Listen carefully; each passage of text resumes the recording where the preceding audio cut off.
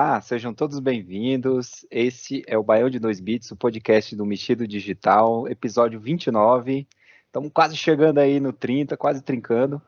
Eu sou o Michael e, como sempre, estou aqui junto do meu colega de blog aí, parceiro. Fala aí, Jeff. Tudo bom? Beleza? E aí, Michael, como é que foi a semana? Vai, tranquilo, na medida do possível. Pois é, estamos chegando em mais um episódio, né, que a gente vai discutir aí os posts da semana. Hoje tem polêmica da Marvel aí, Homem-Formiga, né? Muita Ratinho! expectativa, pouca Ratinho! entrega. Ratinho! Aí a gente tem um filme aí do Netflix, né? Que você viu, Zona de Confronto, Uhum. que é o Tropa de Elite aí dinamarquês. Não, bem menos. E por fim, mais um filme aí que eu tinha uma expectativa boa, mas infelizmente não entregou tudo que eu queria, que é o novo aí do M. Night Shyamalan, né? Que é o Batem a Porta. Rapaz, então, será que você virou um novo sapatinho verde? Olha aí, hein? Quem sabe? Eu acho que essa pergunta a gente não vai responder nesse episódio, não. Mas tudo bem, vamos lá, vamos começar. Bora lá. Então vamos lá, vamos começar então com o Beco no Baião, que é o momento que a gente vai falar aí dos posts da semana, né? Já dei um preview aí do que a gente vai falar. Então vamos começar, como diria o sábio, pelo começo. Vamos começar pelo Boa. post de segunda-feira, que aí eu falei, né? Fiz a crítica do filme novo aí da Marvel, Homem-Formiga e a Vespa, Quantumania, né? Que na verdade a mania que continua é a mania da Marvel de seguir o mesmo padrão, né? Mesma fórmula, Verdade. a gente já tem falado aí disso. Nos últimos filmes que a gente viu, no Thor, né, eu toquei bastante nesse ponto aí, que essa forma da Marvel está um pouco desgastada, né? Que é a questão do espetáculo visual, com humor forçado e pouco foco, né, nos personagens e nas suas jornadas. Então, geralmente você tem uma trama que é muito cósmica, muito envolve o universo, e é sempre engraçado, né, porque nesses filmes enquanto não chega nos Vingadores, tá tendo essa coisa de, no Thor foi a mesma coisa, o cara vai destruir o universo, vai... E aí fica só os personagens daquele núcleo ali, né? Ninguém mais vem defender o universo. E isso aí depõe contra essa questão do universo conectado, né? Do MCU aí, que é artificialmente conectado, né? Que é mais Que quando é convém para conveniente, né? eles. Isso. Mais quando convém. Então, assim, essa trama do filme, como é que é, né? Ela, como outros filmes da Marvel, ela acaba servindo mais para preparar eventos do futuro, né, do que para desenvolver a história em si que o diretor queria contar, né? Então, você tem lá o Homem-Formiga, né? Ele tá querendo se reajustar depois daqueles eventos lá do Thanos, né? Que inclusive ele sofreu bastante, que ele ficou preso, né? No Quantum Realm lá, no mundo quântico, um grande período de tempo, né? E aí depois ele se juntou aos Vingadores para derrotar o Thanos e tudo, só que ele ficou afastado da filha dele muitos anos. Ele não morreu, né? No estalo lá do Thanos, mas ele ficou preso, né, no mundo quântico. E aí ele tá tentando se reajustar, se reaproximar a filha dele, encontrar um novo significado na vida dele e tal. Só que isso tudo é bem rápido no filme, né? Porque logo acontece um evento lá, e aí ele, a filha, né, a Vespa, que é a esposa dele, né, que é interpretada pela Evangeline Lilly, todo mundo aí, mais o Michael Douglas e a Michelle, todo mundo vai parar no mundo quântico. E aí já começa aí a andar essa questão aí, porque lá dentro do mundo quântico, eles precisam não só procurar uma saída, mas como lutar contra uma ameaça que visa destruir o universo, né, para variar. Então, nesse momento aí, essas tramas pessoais, elas ficam no banco do passageiro, e o que dirige mais a trama é o espetáculo visual, é esse negócio, né, de apresentar o vilão, que eu vou falar logo, que para mim foi o grande ponto positivo desse filme, né, um dos poucos assim que eu vi. Então, a trama basicamente é essa, né? Uma das coisas que o pessoal estava com muita expectativa era a questão da introdução de um dos vilões mais carismáticos da Marvel, né? Que é o MODOK, que é basicamente uma cabeça flutuante, né? E aí eles fazem isso, eles introduzem o MODOK, só que, pra mim, a origem dele não ficou legal. É. A forma como eles inventaram, né, de fazer o MODOK, de onde que ele surgiu. Visualmente também ficou meio esquisito, não gostei muito. Foi meio estranho, né? Deu a impressão É, de ir muito na pressa, né? não sei, assim, não ficou muito legal. Mas, para mim, o pior de tudo foi que ele acabou sendo uma das maiores vítimas do filme, dessa questão do humor forçado da Marvel. Ele era Uhum, uhum. mais usado como. Assim, Alívio cômico, né? a gente não pode nem dizer que os filmes da Marvel precisam do alívio cômico, porque todo mundo faz piada, né? Então, Isso. É, na os verdade, mas vilões ele, fazem. até os vilões, todo mundo faz piada. Então, assim, mas ele foi vítima do humor forçado. Então, até nos momentos que quis se trazer uma dramaticidade pro personagem dele, o negócio já foi jogado pro alto, né, em nome do humor. Então, eu achei que sofreu demais, uma pena, porque é um vilão aí que poderia talvez, apesar dessas esquisitices dele, né, mas poderia talvez ser mais bem explorado. Aí, assim, em termos visuais, né, o filme, como eu falei, é um espetáculo visual. Ele tem bons efeitos visuais, os efeitos especiais estão até acima da média se você pegar os filmes da Marvel mais recentes aí, que sofreram um pouco com efeitos especiais. Eu acho que é porque muita coisa tinha sido feita talvez no período da pandemia, às pressas, não sei. Mas esse deu uma melhorada boa e o filme é muito viajante, né? É, Na minha é. crítica, parece assim que parece que rolou um brainstorm numa sala lotada de fãs do Jorge Lucas e com É, uma quantidade de entorpecentes maior do que a legal, digamos assim. com certeza. E, cara, é impressionante. Você se sente assim no Star Wars se o Jorge Lucas tivesse surtado. É, É, e não faz, muita coisa não faz muito sentido, logicamente falando, né? Vai mais para esse apelo visual e viajante. Talvez aí tenha a mão do diretor, dele falado assim, talvez tenha sido uma das poucas coisas que a Marvel deixou ele com mais liberdade, né? E aí o cara falou, então tá bom, deixa eu caprichar aqui.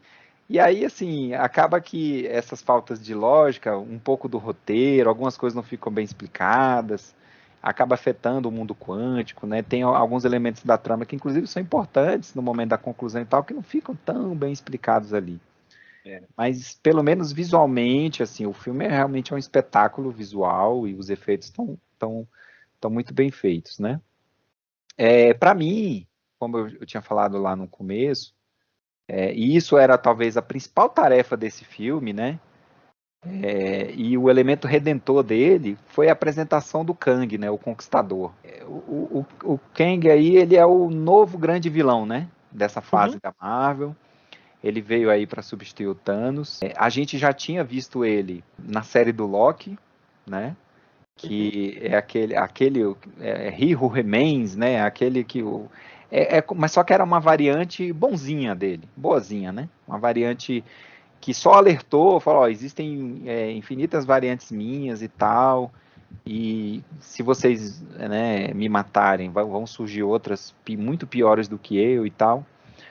E ali a gente já ficou assim, né, com curiosidade para saber como que ia ser, porque ele é interpretado pelo Jonathan Majors, que é um cara que está aí pintando, aparecendo em tudo agora. É verdade. São várias variantes. Não, e assim, em outros filmes, né, ele está ganhando destaque aí. Tá Ah, aparecendo em vários filmes nesse momento. E ele é muito legal, porque o Jonathan Majors, além da questão física, porque o cara ficou assim, extremamente malhado, né, pro é. papel, se entregou bastante fisicamente, ele tem uma gravidade e ele tem uma confiança, né, e uma eloquência digna daqueles grandes vilões do cinema. Se você pegar os melhores vilões, né, do cinema, geralmente são caras bastante eloquentes, Uhum. caras inteligentes e tal, e ele traz isso. Ele não é só músculo, ele não é só careta, não é só imposição física. Né? Ele tem essa gravidade, essa coisa dos grandes vilões. E nesse filme ele brilha. Ele está muito confiante, ele esbanja o talento dramático, ele tem muito. Então, gostei demais, né, da apresentação do Kang. Uma pena que algumas coisas dele ficaram devendo no sentido assim, dos poderes, não explica muito a origem, o que que Uhum. traz esses poderes que ele faz no filme. E é lógico, né? Assim, numa trama que está preparando coisas para o futuro, ele toma decisões bem questionáveis, né? Porque é lógico que não pode acabar Uhum. ali na hora, né? O negócio. E aí acaba Uhum. caindo um pouco no clichê daqueles vilões, né? Que tomam decisões erradas. Mas, tirando isso, foi uma ótima apresentação. Gostei demais aí do Kang. Para mim, foi o grande elemento redentor desse filme, né? Que justifica os fãs da Marvel assistirem, porque ele deve ser o novo grande vilão da Marvel aí nessa fase, né? Aí o resto do elenco acaba sofrendo, né? Como eu falei, por conta desse roteiro muito superficial. Então, com exceção da Michelle Pfeiffer, que finalmente ela ganha uma oportunidade para mostrar um pouco do seu talento dramático. A gente sabe que ela é uma atriz muito bem, muito capacitada e agora ela ganha um espaço maior na trama. Mas, assim, o resto, né, do elenco acaba sofrendo um pouco, né? O Paul Rudd, ele tá com mais rugas, tá ficando velho, né? A idade tá Uhum. chegando para Uhum. ele, mas ele Uhum. continua muito simpático. A química dele com a Evangeline Lilly também é muito boa, só que os personagens dos dois não avançam muito. Eu achei que o pessoal até criticou bastante essa questão da Vespa, né? Porque, pô, se é Homem-Formiga e a Vespa, ela participa muito pouco. Talvez Pouquíssimo tenha, do filme, né? talvez tenha sido consequência das polêmicas que ela se envolveu e na edição diminuíram ainda mais o papel dela, talvez não, né?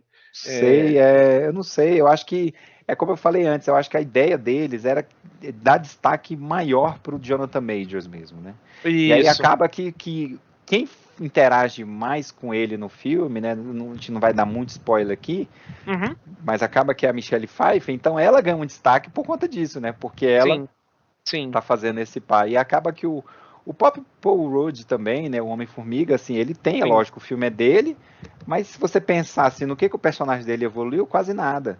Né? É. Aí você tem um Michael Douglas que parece que foi lá só para pegar o cheque, e É. aí ele tá bem assim, né, com piloto Nossa, automático, ele parece meio total. pouco à vontade com a tela verde. Uhum. É, e você tem a jovem, né, que faz o papel da filha do Ah, Homem-Formiga, sim. a Catherine Newton. Ela tenta, ela parece ser uma jovem bem talentosa, mas o roteiro, ela resume ela uma adolescente idealista que só serve para andar a trama de vez em quando. Então, É, você tem que é, fazer isso aqui para andar a trama e tal, não sei o é. quê.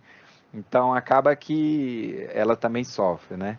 Então, assim, no fim das contas, você tem aí mais, como eu falei, né, no início, mais um filme da Marvel que fica preso a essa fórmula deles. E aí, para fechar essa discussão, assim como eu fiz na minha crítica, né, eu vou mais uma vez levantar o ponto que eu acho que é o elefante na sala, que foi a decisão, né, de ir para o multiverso que a Marvel tomou. Eu acho que é uma decisão que ela tomou nos quadrinhos e foi muito ruim, né? Eu Uhum. acho que isso foi bem na época que os quadrinhos dela tiveram uma queda muito grande. E aí você, pelo menos, até a saga do Thanos, no final ali você teve a questão da viagem do tempo que foi confusa. Mas antes disso você tinha uma linha lógica, você tinha coisas que faziam mais sentido. Agora tá tudo muito solto. Então, o grande ponto negativo dessa questão do multiverso é porque a morte de um personagem, ela acaba significando É, é. muito pouco. Então você perde a pouca chance de trazer dramaticidade a esse tipo de filme, que geralmente as mortes dos personagens é que traz. Então, nesse filme tem a morte de um personagem, mas você fala assim, mas de que adianta? Tem infinitas versões dele. Então, assim, aí É. tem outras discussões aí que você entra, né? Por que, que o meu universo, os meus personagens são mais importantes se tem outros infinitos universos aí sendo destruídos, sei lá. Entendeu? Então, assim, esse tipo de coisa, porque o multiverso, ele te dá uma liberdade. A Marvel, eu acho que ela pensou mais nisso, na facilidade que ele traz. Eu posso fazer qualquer coisa, eu posso trazer qualquer personagem. Aí eu posso, do nada, apresentar os X-Men e falar que eles vieram de outro universo, sei lá. Uhum. Mas ele também traz muitos pontos negativos, né? Que tem esse negócio da morte, que perde o significado.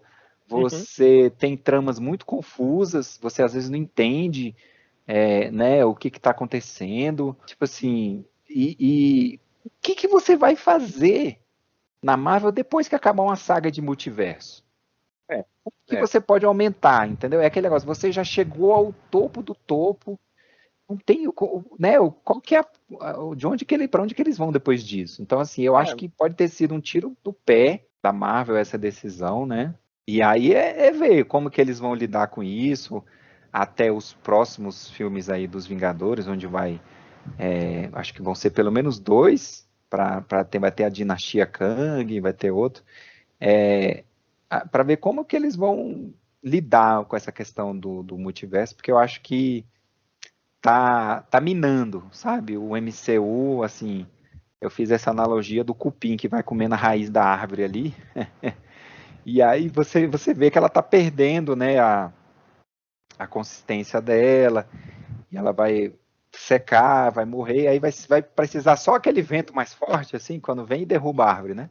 Porque já E tá aí, bem comprometido, né? pois é, então assim, eles precisam tratar, eles precisam, né, estancar aí o negócio, porque eu acho que tá indo por um caminho que pode ser sem volta.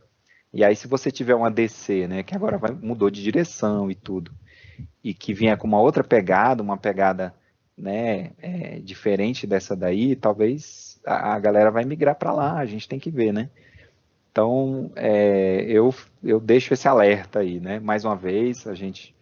E é uma pena, porque não é que a gente não torce, né, para dar errado os filmes da Marvel. A gente não tem alegria em falar mal dos filmes da Marvel. Eu sou um fã da Marvel, sempre fui. O que a gente quer é que esse universo evolua, né? Que ele Isso, né? exatamente, que ele traga coisas diferentes, que continue. E principalmente, eu acho que talvez o Kevin Feige ali já está uma presença, uma sombra muito grande. Talvez seja a hora É, abrir dele espaço. sair, abrir espaço, porque eu acho que ele toma muito poder dos diretores, né? Mas enfim, isso aí é outra discussão. Aí eu finalizo aqui a crítica do filme, né? Que eu acho que aí vamos ver. O próximo aí que tá vindo, eu acho que é o Guardiões da Galáxia. Esse tem a chance de ser um filme um pouco mais com foco restrito ali nos Uhum, personagens, na uhum. jornada deles. Eu acho que eles não vão andar tanto com essa trama do multiverso nesse filme até porque parece ser o último filme dos Guardiões da Galáxia Isso. Uhum. e provavelmente muita gente ali vai morrer, né? Então, vamos ver. Vamos ver. Quem sabe seja um momento de redenção para Marvel. Tem ator que até falou que graças a Deus estou livre, né? Então você fica assim, eita nós, né? É, E é engraçado que a gente viu, né? Acabamos de ver o trailer do novo Flash, né? É outra isso. pegada, é uma pegada assim, né? Que a gente viu. Às vezes os efeitos especiais não são os melhores, né? Aham. Mas ela é bem mais quadrinho, né? Bem mais roots, né? Vamos ver, né? Vamos ver. A gente fica. Eu acho que os números vão falar, né? Isso. É aquela história também do. O pessoal também questionou muito sobre essa decisão da Marvel de deixar uma coisa tão exclusiva, você tem que assistir série, tem que assistir filme, tem que, né? E eles estão assim, né? Eles estão querendo espremer ao máximo, né? Essa propriedade intelectual, né? Dos personagens Isso. da Marvel e tá tendo muita coisa e você às vezes não tem nem como assistir tudo porque é tanta coisa que lança. Pois E é, aí, às vezes os filmes em alguns momentos deixam de fazer sentido porque eles fazem referência a coisas ali, né? Que isso. estão num seriado lá obscuro, então é complicado. Assim, não tem muito tempo que a gente fez a crítica, né, de um filme alternativo da Marvel, né, que não tinha nada a ver com o MCU e tal, que a gente viu como que a Marvel pode ser positiva quando ela se desapega desse negócio do É, universo e ela da usa um fórmula pouquinho. dela, né? É. Quando ela ousa, quando ela tenta inovar e tudo. Então, vamos ver, né? Onde é que isso aí É. vai parar. Não, só complementando, também tem dois finais, né? Sendo que o Duas último. cenas É, pós-créditos. o último é mais importante para outra coisa que vai acontecer, né? Como É, acaba como esse filme, né? exatamente. É Então, para fechar realmente um filme que acaba mais para preparar eventos futuros. pois é, porque você fica assim, então eu perdi tempo? Então, vamos deixar quieto, né? Vamos deixar Não, quieto. não, acho que pela apresentação do Kang, né? Pelo menos por isso vale o filme, mas eu acho que foi uma oportunidade desperdiçada, com certeza. Com certeza. Mas é isso aí, agora vamos lá para o post de quarta-feira, então, zona de confronto. Falei pra gente, É, Jeff.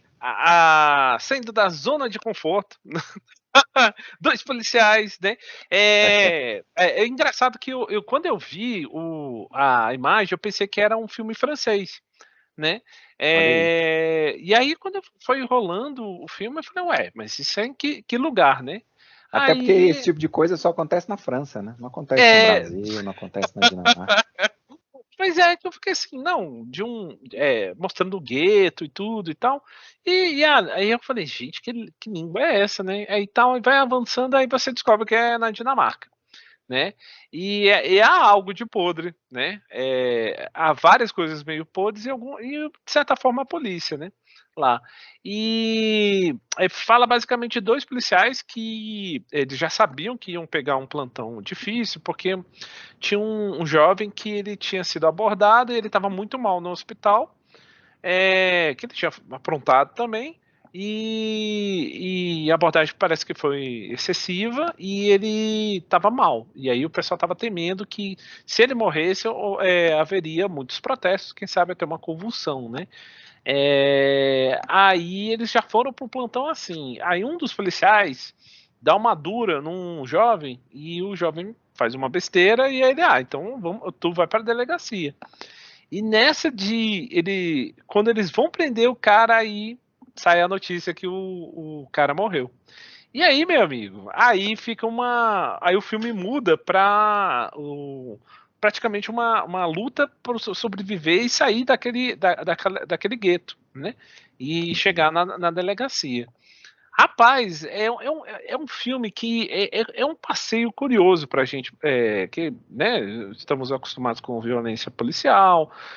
Um problema, também conheço amigos meus que realmente optaram, né, nascerem e viram como um chamado, né, para proteger a sociedade e tudo, mas eles conhecem também um lado, né, que infelizmente, né, o brasileiro ele tem uma relação com a polícia um pouco complexa, né? Uhum. Então, a gente já não, assim, normalmente a gente vê mais medo do que um apoio, né? Uma relação de Confiança, né? proteção, confiança Mais também. medo do que confiança. Isso, então, eu conheço várias histórias, e é engraçado, porque toda vez que eu fui na delegacia, é menos uma história engraçada, eu fui super bem atendido e tudo, então eu sempre tive uma relação boa, né? Mas eu já assisti coisas bem, né, que não era legal, né? Então o filme ele vai mostrando como fosse um dia de treinamento, ou seja, tem um policial bom e um mau, entendeu? E os dois não Hum, têm afinidade, né? E o policial bom, ele já ia responder processo, né? Porque ele viu o que é que aconteceu com o menino que morreu, entendeu? E já tinha uma pressão em cima dele. E o policial mal, ele era todo, né? Todo streetwise, ou seja, o cara era cheio dos esquemas. E isso é confrontado ao longo do filme, porque as situações vão acontecendo e muita coisa vai mudando, né? Então ocorre um suspense, ação, né? É, e tem explosão, tiroteio, né? Então tem esse lado, mas também tem um lado muito denúncia, né? Denúncia sobre o preconceito, sobre aquela visão, né? Que se você repete tanto que uma pessoa é tal coisa, você vai esperar que a pessoa se comporte de forma diferente, né? Então, isso é uma reflexão também para, assim, imagino que para eles deve ser chocante, né? E pra gente é uma terça-feira qualquer, né? Então infelizmente. infelizmente. Então, tipo assim, a gente olha assim pro filme, tá, sério, tá. Mas assim, por um outro lado, é uma visão de gueto, né? Você vê porque uma coisa é a gente viver na nossa sociedade que tem uma distribuição de renda muito ruim, e sim, você tem guetos, e esses guetos, né, assim, as diferenças são gritantes, né? Agora, é curioso você ver quando você tem um setor por origem, né? Então, e a origem e a questão financeira, né? E acaba definindo se você se identifica com aquela nacionalidade ou não, né? Então, existe toda uma mecânica, né, de agressão, agressor também, que o filme ele é tão simples que você já vai meio que saber o que, que vai acontecer, né? Mas mesmo assim é interessante, como um passeio antropológico, né? Legal. E é engraçado que ele resgata no filme que eu tinha visto. Eu falei, cara, isso lembra aquele filme francês. E é o Ódio, né? Que tem um Vincent. O Vincent. Novinho, cara. O Vincent Cassel, né? Que vai estar lá no Vicente Conexões. Cassel. Cassel, isso. Que ele fala português e tudo. E as filhas falam português também, italiano e tal. Ele adora o Brasil e tal, né? Ele vive passando por aqui, né? E, cara, e era ele novinho, sabe? E a história é muito legal. Tanto que o final tem acho que uma potência. Então, se fica uma dica a mais, cara, procure o ódio, que é muito bom. E tem também aí o Fuga de Nova York, né? O clássico aí do John Sim, Carpenter. com aquele jeitão, né? Anos 80, né, gente? Demais. É Tem um que filme bem entender, datado. Bem isso, tem datado. que Mas para quem entender gosta de Metal Gear Solid, vai ver onde é que vem a inspiração ali do total. Snake. Não, e altos jogos, né? É. Altos jogos é aquilo ali. Então, é divertidinho. Eu achei que valeria o resgate, né? Não foi ruim, não. É um filme ok. É um filme bacaninho. Vale a pena como entretenimento, né? Agora, quanto à questão social, sinceramente, eu acho que deve ter sido chocante, né? Para alguns, mas pelo amor de Deus, gente, né? Enfim, né? Enfim. E também tá lá no Netflix, né? Tá lá no Netflix. E, cara, você escutou alguma coisa? Parece que estão batendo na porta, é isso? Ah, Boa transição, boa transição. Pois é, rapaz. Agora, o que tá batendo a porta aí é o Pois Sexta-feira, né? aham. Batem a porta aí o novo filme do M. Night Shyamalan, né? É um cara que, quando ele surgiu, né, esse diretor aí com Sexto Sentido, Corpo Fechado, a galera pirou, né? O cabeção falou assim: Foi, nossa, é o novo Alfred Hitchcock. O cara foi. é um fenômeno e realmente os filmes são muito bons. Uhum. Ele veio com muita promessa, né? E principalmente com a questão de ele escrever os próprios filmes e ter sempre aquele mega twist no final e tal. Só que aí ele teve alguns tropeços, né? Teve lá. Eu acho que os Sinais, eu ainda gosto do filme lá dos Sinais, eu acho que é bacana, né? Mas teve outros filmes dele aí que eu vou te falar, a galera ficou grilada, e aí acho que principalmente, né, aquele o Último Mestre do Ar, eu acho que, né, que é baseado lá Do Avatar. na do Avatar, né, do The Last Uhum. Airbender, né, que não tem nada a ver com o Avatar de James Cameron, é um Avatar que é um desenho que é muito famoso, né, que fez muito sucesso e tal. Teve esse Avatar e teve esse do Last Airbender, e teve um que ele fez também com Will Smith, Depois da Terra. Ah, lembro. E acho que talvez a gota d'água pra galera foi o Fim dos Tempos, né? Que foi aquele filme do Vento Matador. E Foi. aí, assim, ele deu uma caída, né? Os puns assassinos da natureza. Mas, mas assim, ele deu uma, mas aí ele foi voltando aos poucos, né? Ele Foi. meio que assim, é porque ele tinha um pouco perdido o foco daquelas tramas que eu acho que é o que ele leva mais jeito pra fazer, que é aquela trama mais contida. Ele precisa de uma premissa mais fantástica, assim, mas é uma trama mais contida, focada nos personagens, numa jornada pessoal. E ele tinha perdido um pouco isso e foi voltando, né? Teve o excelente aquele. Teve um filme em 2015 lá, A Visita, que já foi bacana. Teve o Fragmentado, que fez muito sucesso, né? Depois teve o Glass lá, o vidro, que não foi lá o que o pessoal estava esperando, mas enfim, e tem uma série também, né, que ele tá produzindo lá para Apple TV Plus lá, então ele foi voltando, né? E aí a galera de novo tendo expectativa nas coisas que ele estava criando. E aí esse filme mais recente dele é baseado num livro, né? E ele tem praticamente todos os ingredientes, né? Isso que eu já falei, para um bom filme do Shyamalan, né?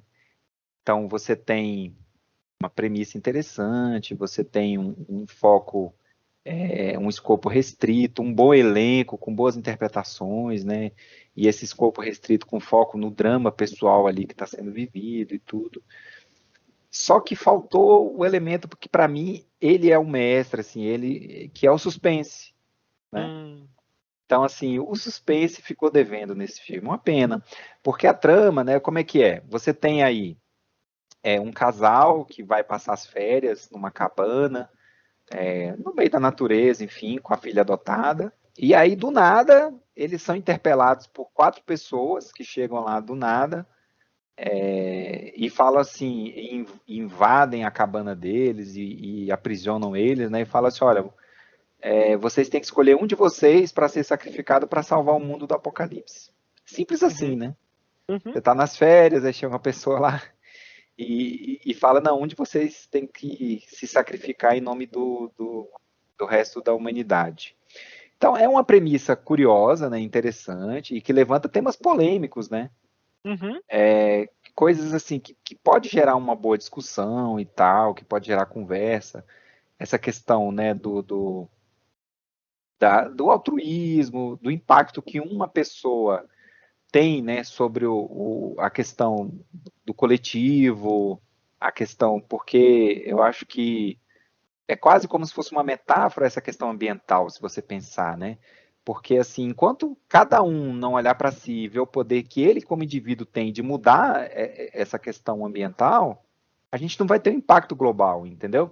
Então é quase como se fosse uma metáfora nesse sentido, né? De falar assim, olha, uma pessoa às vezes tem impacto de salvar a humanidade, porque se todo mundo pensasse assim, o mundo inteiro Aí ia o mundo mudar. já é melhor. Aham, Então o aham. mundo seria melhor, né? Se as pessoas tivessem essa noção do impacto que elas têm. Então, nesse sentido, é bem bacana, né, a trama e tal. Só que o que que acontece? Ele começa bem, joga algum suspense, só que perde o fôlego rápido. E Hum. aí o suspense deixa de existir. Ele tenta forçar ainda em alguns momentos ali um suspense, mas a trama acaba ficando muito previsível, então você já sabe o que, que vai acontecer no final. Fica devendo, aí o filme perde um pouco a identidade. Ele não pode nem ser classificado como terror ou drama, e infelizmente também não como suspense, sabe? Ele fica meio que uma mistura ali sem se agarrar a nada, né?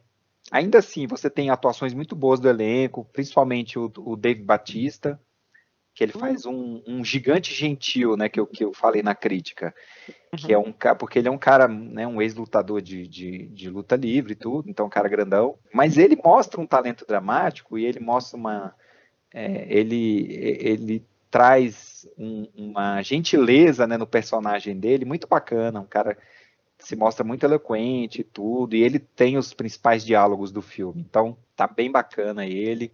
Aí tem um casal também, né, que é interpretado pelo Jonathan Groff e pelo Ben Aldridge.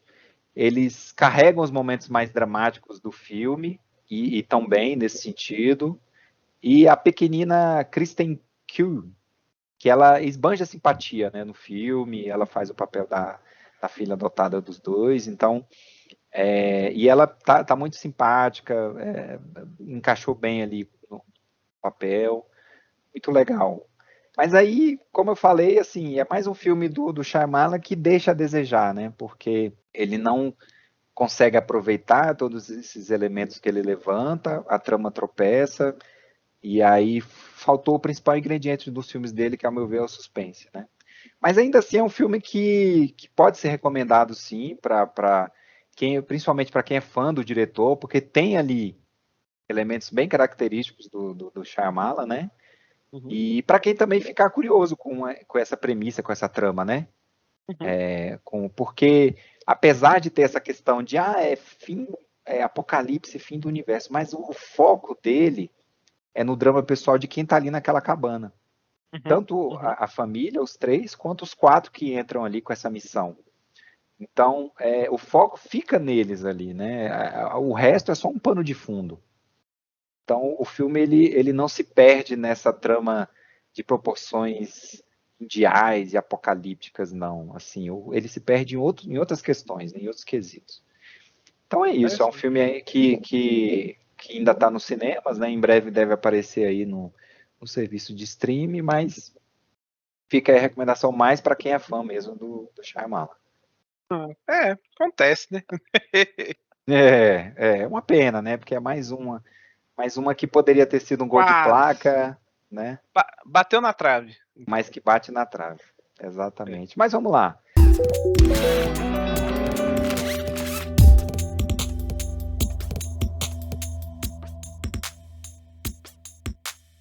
Vamos seguir, né? Vamos então para a parte final aí do nosso podcast, que é o momento aí que a gente vai dar os petiscos do que está por vir aí. Eu tinha falado, né, na semana passada que tinha um filme lá da Apple TV Plus, o Sharper, Uhum, Uma Vida de uhum, Trapaças, uhum. e eu já vi o filme, a crítica deve pintar aí na semana que vem. Assim, rapidamente, né? Eu acho que os detalhes vão vir mais, mas é um filme que também, assim, ele se perde tanto nesse negócio de você não saber quem que tá tramando contra quem, todo mundo passando rasteiro em todo mundo, que acaba todo mundo caindo, sabe? Então, assim, o filme ele não tem muita sustentação. Mas, enfim, eu Ah, vou, eu vou falar disso na crítica, né, com mais detalhes. Aí tem as séries, então, que eu tô acompanhando, que é o Falando a Real, aquela série também da Apple TV Plus, um episódio por cada sexta. Tá bem engraçada, bem bacana a série. Até agora eu tô gostando muito. Que é do terapeuta lá que surta. É bem legal. Mas assim, surta no sentido mais de comédia, né? No sentido que ele fala isso. assim, não, eu vou tentar ajudar aqui meus pacientes, falando a real para eles, né? O próprio título da série. Tem o The Last of Us, teve mais um episódio aí, né? Tá bem bacana, tô gostando também. Assim que acabar, vou soltar a crítica. E tem uma dívida minha antiga aí, que é uma série que eu peguei para ver, só que é o Slow Horses, né? Que é uma série também da Apple TV Plus. A série, ela, ela teve uma recepção muito boa do público, só que o que acontece? Ela é Uhum, meio slow burn, né? Assim, slow uhum, horse mesmo. uhum. Você não pode estar com pressa. Não pode estar com pressa, e é aquela série bem britânica, sabe? Sei, sei. Que tem Então você. espionagem, né? Então, Isso, o só que ritmo é diferente, né? Só que é espionagem sem o elemento de ação, praticamente. Sim, sim. É É quase só. burocrático. Exatamente. Então é mais do dia a dia ali, do trabalho, da parte mais burocrática, de como que o pessoal tem que ralar às vezes para descobrir as coisas, né? Não é nada tão mágico como é nos filmes, assim, tudo resolvido em 5 minutos. Será que é mais Mas, real? Tan, tan, tan. mas vamos ver se que eu pago essa dívida, até porque já teve a segunda temporada, né? Já tá com a segunda temporada disponível, então Sim. vou ver se eu continuo assistindo ela lá. E você, Jeff, quais são os seus petiscos aí para o próximo episódio e para o futuro aí?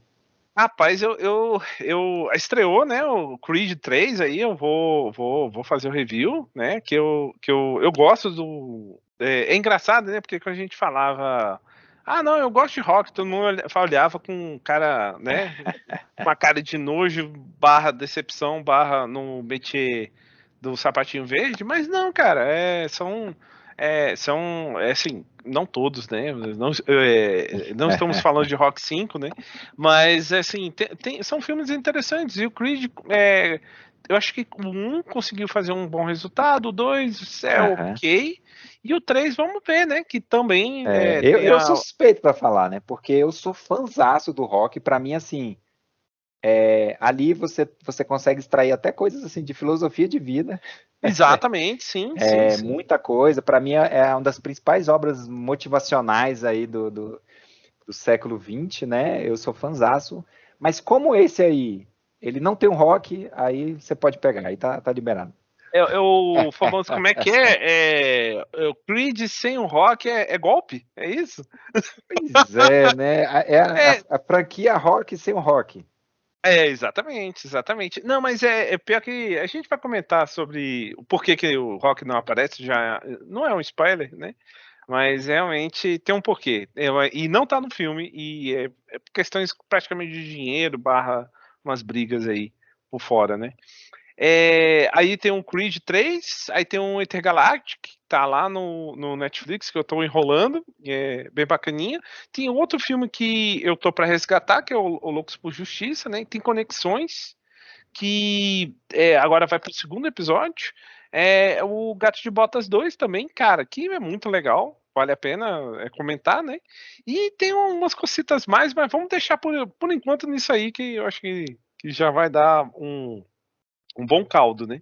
Um bom caldo aí. Não, é Vai isso encher a aí. barriga. Beleza.